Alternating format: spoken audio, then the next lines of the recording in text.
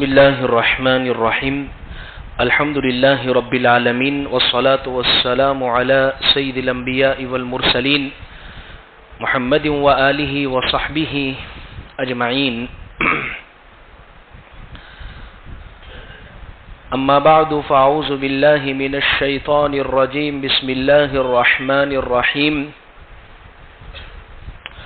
والعصر إن الإنسان لفي خسر إلا الذين آمنوا وعملوا الصالحات وتواصوا بالحق وتواصوا بالصبر صدق الله العظيم.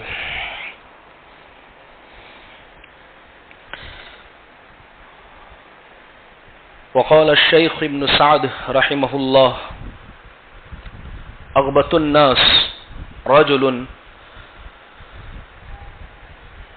أعطاه الله رزقا يكفيه وزوجة ترضيه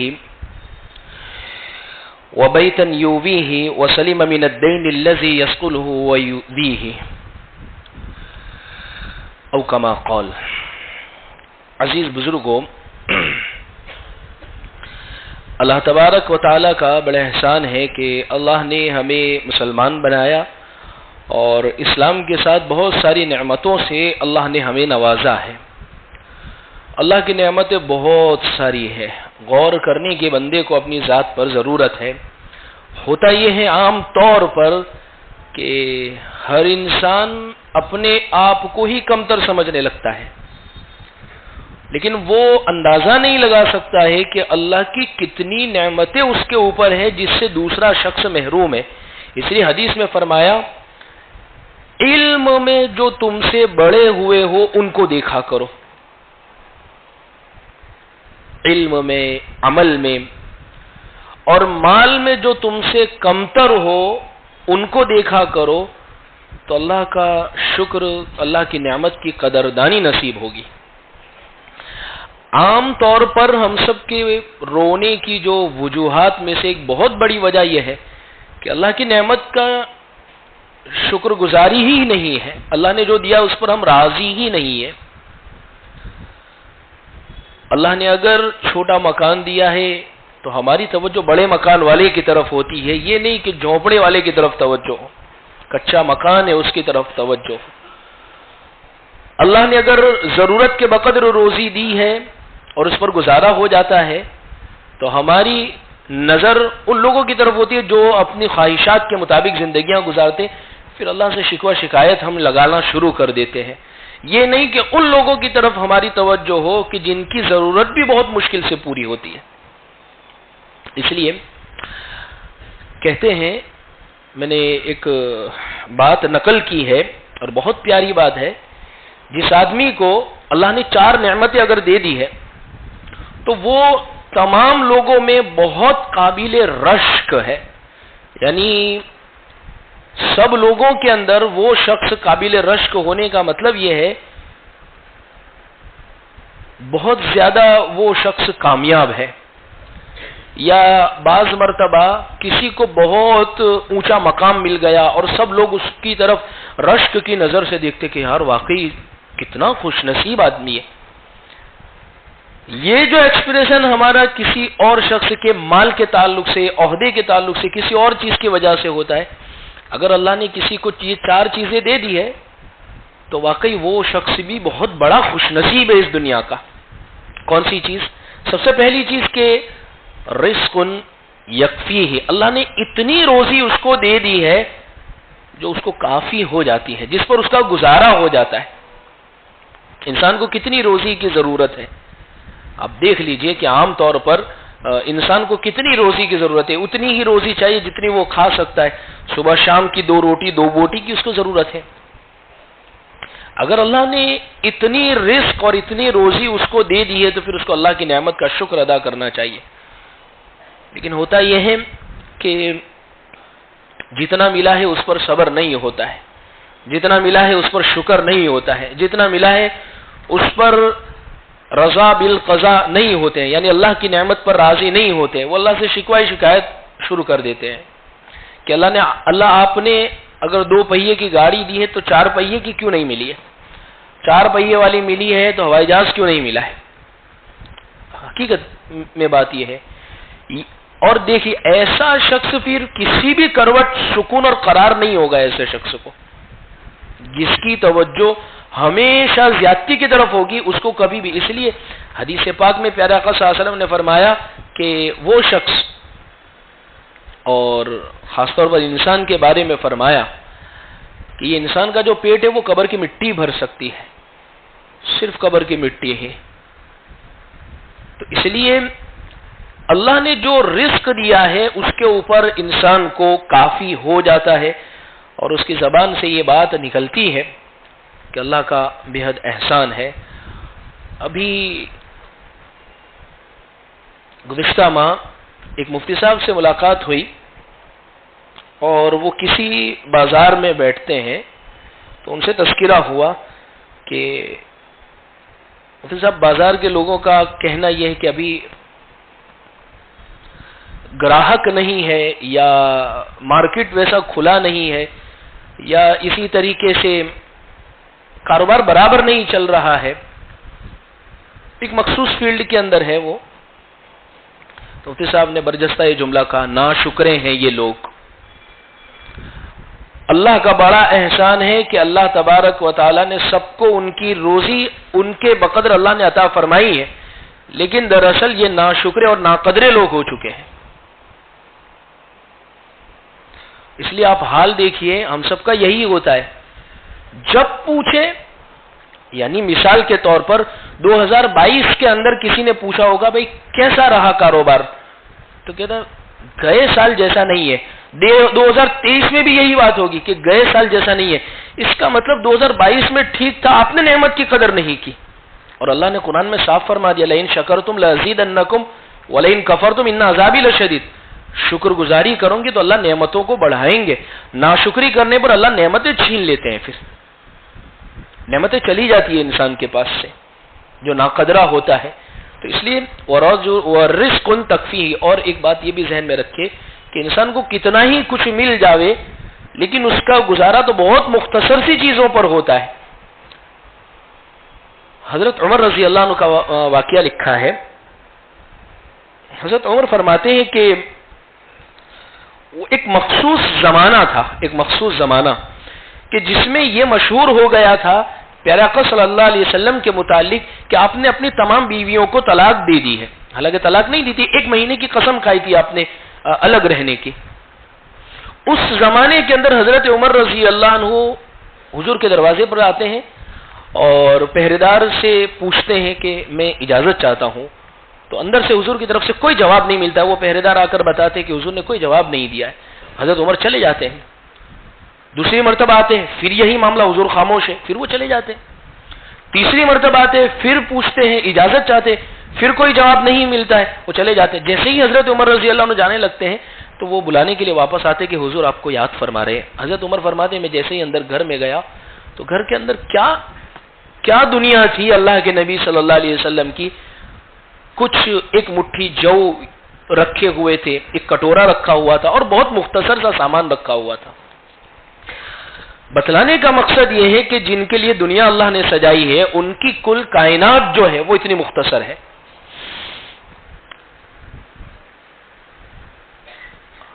حاجی اور معتمر عمرہ کرنے والے ہمارے یہاں سے جب جاتے ہیں تو ایک تو یہاں سے جانے والا عمرہ کرتے ہیں، اسی طریقے سے طائف جاتے ہیں تو وہاں سے میقات سے باہر ہونے کی وجہ سے احرام پہن کر آتے ہیں، مسجد عائشہ جا کر عمرہ کا احرام باندھتے ہیں. اور ایسے ہی ایک جورانہ جو 30-35 کلومیٹر مکہ المکرمہ سے یہ جگہ ہے حرم سے، وہاں جا کر احرام باندھتے. وہاں ایک واقعہ یہی پیش آیا کہ اللہ کے نبی صلی اللہ علیہ وسلم نے تمام مال غنیمت کو وہاں جمع فرمایا اور سارا کے سارا تقسیم فرما دیا تھا. اور ایسے بے شمار واقعات کتابوں کے اندر ملتے ہیں. بتلانے کا مقصد یہی ہے عزیز بزرگوں کہ اللہ نے اگر آپ کو نعمتیں بھی دی ہے تو ان نعمتوں پر آپ کو شکر گزاری ہونی چاہیے. وَرِزْقٌ تَكْفِيهِ. بس آپ کا اگر گزر ہو جاتا ہے، اتنی روزی مل گئی ہے تو آپ قابل رشک لوگوں میں سے ہیں. پہلی بات. دوسری بات یہ ہے وَزَوْجَةٌ تُرْضِيهِ. یہ بھی اللہ کی بہت بڑی نعمت ہے. ایسی بیوی اگر اللہ نے آپ کو دی ہے کہ جس سے آپ راضی ہو، اس کے اخلاق سے آپ راضی ہو. نیک بیوی کا دنیا میں مل جانا یہ دنیا کی بہت بڑی نعمت ہے اس کے لیے.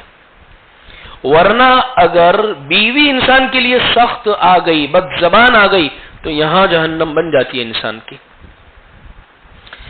اس لیے دیکھیے اللہ قرآن میں دعا سکھلا رہی ہے۔ 19واں پارہ 4واں رکوع اللہ فرماتے ہیں کہ اللہ سے یوں دعا مانگو، اللہ کے نیک بندے یوں مانگتے ہیں، ربنا هب لنا من ازواجنا وذرياتنا قرۃ اعین واجعلنا للمتقین اماما، کہ اللہ ہماری اولادوں کو اور ہماری بیویوں کو ہمارے لیے ہماری آنکھوں کی ٹھنڈک بنانا۔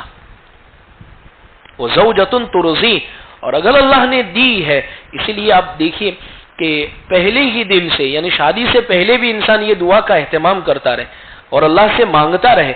اسی لیے بیوی تلاش کرنے کے اندر اللہ کے نبی صلی اللہ علیہ وسلم نے جو 4 شرطیں بتائی ہے، اس میں سب سے اہم شرط جو ہے وہ یہی ہے کہ فاصفر بذات الدین تربت یداک، دیندار عورت سے نکاح کر لینا، تیری زندگی سنور جائے گی۔ ازواج مطہرات جتنی بھی ہے اللہ کے نبی صلی اللہ علیہ وسلم سے ساری کے ساری خوش ہے۔ وجہ اس کی یہ ہے حضور کے اخلاق، حضور کی محبتیں، اور پیارے آقا صلی اللہ علیہ وسلم بھی ان کے بہت محبت کرنے والے۔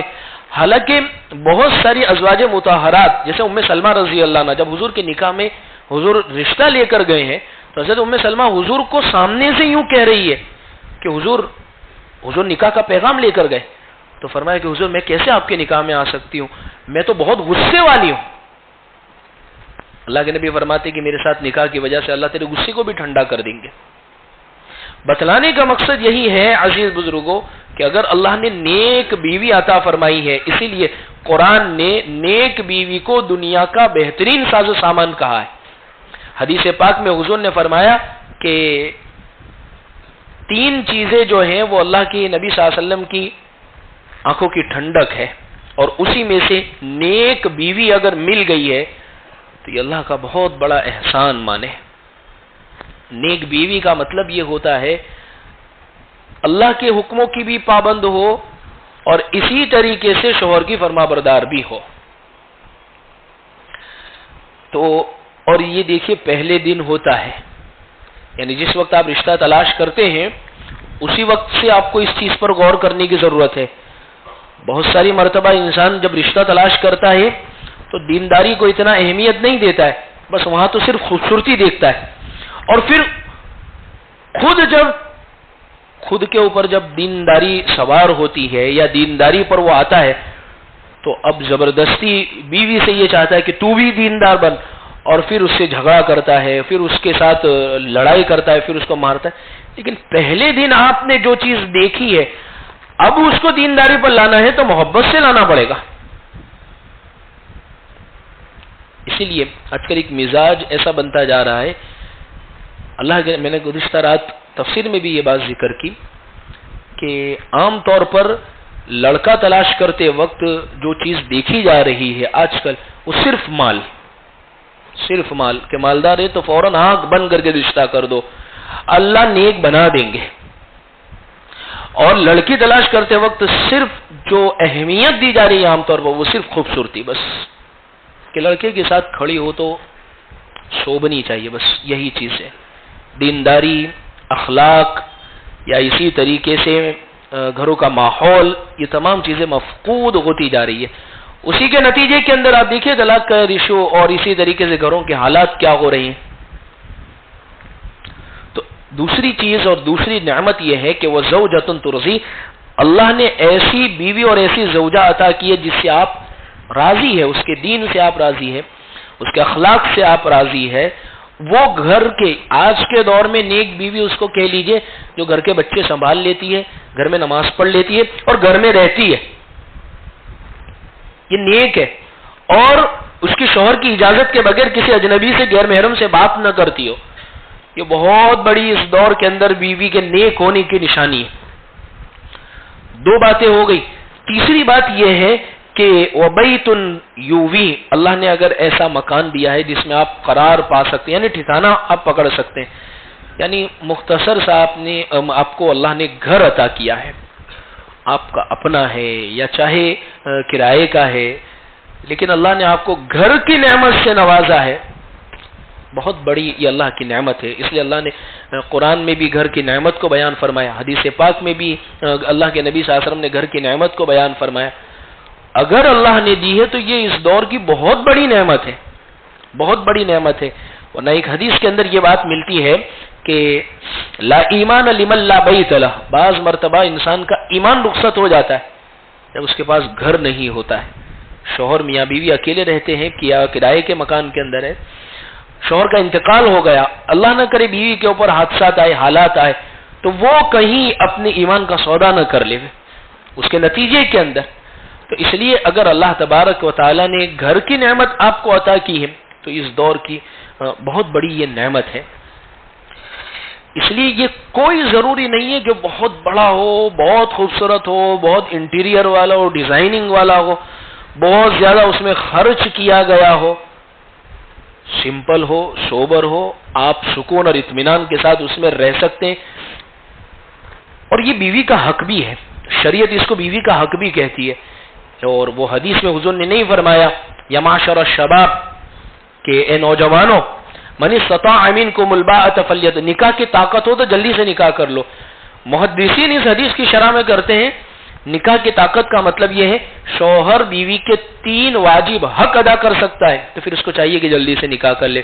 بیوی کو کھلا سکتا ہو، کپڑے پہنا سکتا ہو، سال میں 2-3 جوڑی، اور اس کے لیے ایک کمرے کا انتظام کر سکتا ہو، ایک کمرہ اس کا پرائیویسی کے ساتھ وہ رہ سکتی ہے اکیلی.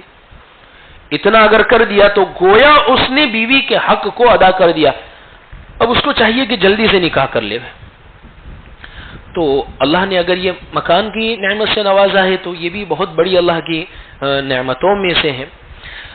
3 بات ہو گئی. اور چوتھی اور آخری بات، اگر اس دور کے اندر سلم من الدین الذی یثقلہ ویؤذی، آپ ایسے قرضے سے صحیح سالم ہے، یعنی آپ مقروض نہیں ہے، جو قرضہ آپ کو تکلیف میں مبتلا کر دیتا ہے یا اسی طریقے سے اس قرضے کی وجہ سے آپ بوجھل ہوئے جاتے ہیں، آپ پریشان ہوئے جاتے ہیں، یعنی قرض کی اس وبا سے اگر آپ پاک ہیں، قرض نہیں ہے آپ پر، تو واقعی اغبط الناس ہے، آپ لوگوں میں خوش نصیب انسان ہے. اس لیے کہ دیکھیے قرض جو ہے وہ بہت ضرورت کی چیز ہے. مقروض آدمی اگر اپنے پیچھے انتظام کر کے نہیں جاتا ہے تو اللہ کے نبی صلی اللہ علیہ وسلم نے ایسے کی نماز جنازہ نہیں پڑھائی، ایسے شخص کی نماز جنازہ نہیں پڑھائی ہے. وہ شخص جس کے اوپر قرضہ تھا اور قرضہ ایسا لے رکھا تھا پیچھے کوئی انتظام کر کے نہیں گیا. اس لیے اس دور کے اندر قرض دینے میں تو بہت احتیاط کرنے کی ضرورت ہے. بہت ساروں کو سوال ہوتا ہے کہ اللہ کے نبی صلی اللہ علیہ وسلم بھی تو قرضے کی حالت میں دنیا سے رخصت گئے تھے. لیکن سب سے پہلی بات کہ وہ اللہ کے نبی تھے. آپ کے معاملات، حضور کے معاملات کے بارے میں سنا کیسے پاک صاف تھے. پیارے آقا صلی اللہ علیہ وسلم کے معاملات، ایک مرتبہ ایک شخص حضور سے آ کر لڑنے لگا، حالانکہ وہ لڑ نہیں رہا تھا، حضور کا امتحان لے رہا تھا. 3 دن پہلے آ کر اپنے قرضے کو مانگنے لگا. ہمارے یہاں ایسا ہوتا ہے 3 دن پہلے کوئی مانگے، 3 دن بعد مانگے، پھر بھی دینے والے کے جواب آپ سنیں ایسا لگتا ہے کہ یہ دینے والا ہے اور وہ لینے والا ہے. تو وہ 3 دن پہلے آ کر زید بن سعانہ ایک یہودی عالم تھا دراصل وہ، اور وہ حضور کا امتحان لے رہا تھا کہ واقعی جن کے بارے میں سنا، پڑھا، کتابوں میں ہم نے دیکھا، تورات میں ہم نے پڑھا، واقعی یہ ان کے مطابق ہے یا نہیں ہے. تو وہ حضور کو برا بھلا کہنے لگا اور حضور کے خاندان تک پہنچ گیا کہ واقعی یہ عبد المطلب کا جو خاندان ہے یہ ہمیشہ ایسا ہی کرتا ہے. حضرت عمر رضی اللہ عنہ بیٹھے تھے، فوراً کھڑے ہو گئے، حضور نے بٹھا دیا حضرت عمر رضی اللہ عنہ کو. حضرت عمر غصے ہو رہے تھے، فرمایا کہ عمر، انصاف کا تقاضا یہ تھا کہ اس سے آپ یوں کہتے کہ بھائی مانگنا ہے تو اچھے انداز میں مانگ، اور مجھے بھی ساتھ میں کہتے کہ حضور آپ بھی وقت پر ادا کر دیجئے. یہ اللہ کے نبی صلی اللہ علیہ وسلم اپنے ایک امتی، اپنے ایک جانثار، اپنے ایک چھوٹے حضرت عمر رضی اللہ عنہ کو یوں کہہ رہے کہ آپ بھی مجھے یہ کہتے. اور حضرت ابو ہریرہ سے فرمایا کہ ابو ہریرہ فلاں جگہ سے وہ مال ہے وہ لے کر آ جاؤ اور ان کو دے دو اور تھوڑا اور ان کو اور زیادہ دے دو. تو وہ یہودی عالم کہنے لگے حضور میں تو مطالبہ کرنے نہیں آیا تھا، میں تو صرف آپ کے اخلاق دیکھنے کے لیے آیا تھا. سب سے پہلے حضور کے معاملات اب دیکھیں. دوسری بات یہ ہے کہ مقروض آدمی جو ہے یعنی جس نے قرض لے رکھا ہے اپنے پیچھے کوئی انتظام. بعض مرتبہ انسان جیسے شادی بیاہ کے مسائل ہوتے ہیں, اب لون پر لون لیے جا رہا ہے, سود پر سودی قرضے لیے جا رہے ہیں. کیا مختصر اور کم کے اندر یا سنت کے مطابق یا جو حضور نے جس موقع, دیکھیں حضور کے پاس جس وقت جتنا تھا نا اس کے مطابق شادی میں خرچہ کیا ہے. جیسے ایک موقع پر جنگ کے موقع میں سفر میں شادی ہو گئی, اب وہاں کچھ نہیں تھا تو حضور نے سب کو کہا ایک کام کرو نے کہ سب اپنے اپنے خیمے میں سے جو چیز پڑی ہو لے کے آ جاؤ, ہم سب ساتھ بیٹھ کر کھا لیتے ہیں. تو یہ بھی ولیمہ کیا ہے.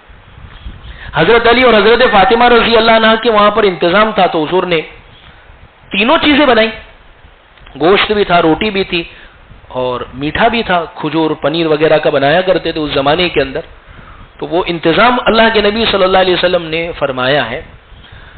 اس لیے کہتے ہیں کہ القرض مقراض المحبہ, عربی زبان کا یہ مقولہ ہے کہ القرض مقراض المحبہ, قرض جو ہے وہ محبت کی قینچی ہوتی ہے. تو خیر کہنے کا ماحصل یہ ہے کہ اگر اللہ نے آپ کو قرض سے صحیح سالم رکھا ہے اور زبردستی کے قرض لینا اور اسی طریقے سے صرف خواہشات کے پورے کرنے, اور آج کل تو بہت آسان ہو گیا, انسانوں سے قرض ملنا مشکل ہو گیا یا لوگوں نے قرض نہیں دیے تو بینکوں سے قرض لے لیے جاتے ہیں. ایک ایک آدمی کے پاس اتنے اتنے ڈگلے کارڈ ہوتے ہیں, کریڈٹ کارڈ ہے, اے ٹی ایم کارڈ ہے, ڈیبٹ کارڈ ہے, فلاں کارڈ ہے, وہ کارڈ ہے. حالانکہ بہت ضرورت کے موقع پر کریڈٹ کارڈ کے استعمال کی گنجائش علماء نے دی ہے, شوقیہ نہیں صرف, ورنہ انسان کی جیب میں پیسے نہیں ہوتے اور وہ چیزیں اتنی بسا لیتا ہے اور پھر اس کے نتیجے کے اندر بعد میں ذلیل ہوتا ہے. کیوں اپنی چادر سے زیادہ کا پیر پھیلانے کی ضرورت ہے. تو یہ تمام بھی قرضوں کی شکل کے اندر انسان کے اندر یہ بات آتی ہے.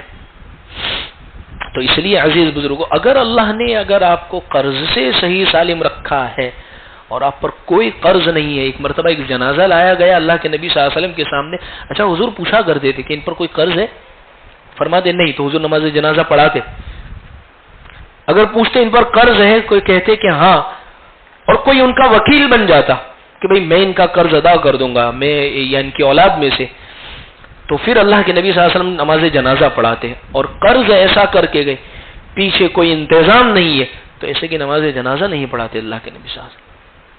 اس لیے ہم نے بہت سارے جنازوں کے اندر بھی یہ بات دیکھی ہے کہ بعض مرتبہ ہم نماز جنازہ پڑھاتے تو وہ باپ کا انتقال ہو گیا ہے تو اولادیں کہتی ہے کہ مفتی صاحب آپ نماز کے بعد اعلان کر دیجئے گا ہمارے والد پر اگر کسی کا قرضہ ہو, یعنی اگر کسی کو ہمارے والد کو دینے کے بنتے ہو تو وہ نماز کے بعد یا ایک دو دن میں ہم سے آ کر مل لے وے.